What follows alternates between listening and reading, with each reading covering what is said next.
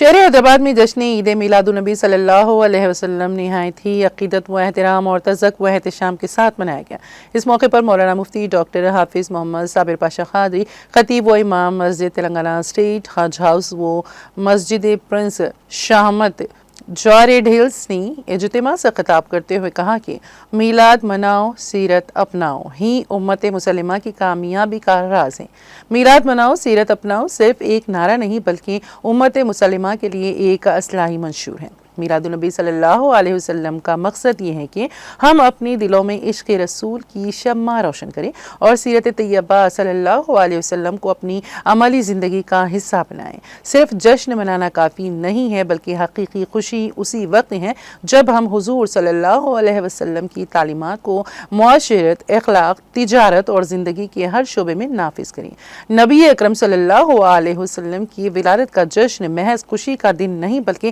یہ دن امت کے لیے تجدید عہد وفا کا پیغام ہے، تاکہ ہم حضور صلی اللہ علیہ وسلم کی تعلیمات کو اپنی زندگی کا حصہ بنائیں اور آپ صلی اللہ علیہ وسلم کے اخلاق حسنہ کو عام کریں۔ مولانا مفتی ڈاکٹر حافظ محمد صابر پاشا قادری نے کہا کہ میلاد النبی ہمیں یہ یاد دلاتا ہے کہ رسول اکرم صلی اللہ علیہ وسلم کی ولادت سراپے رحمت ہے، مگر اس رحمت سے فیض پانے کے لیے لازم ہے کہ ہم اپنے کردار کو نبی کریم صلی اللہ علیہ وسلم کی سیرت کے مطابق سنواریں۔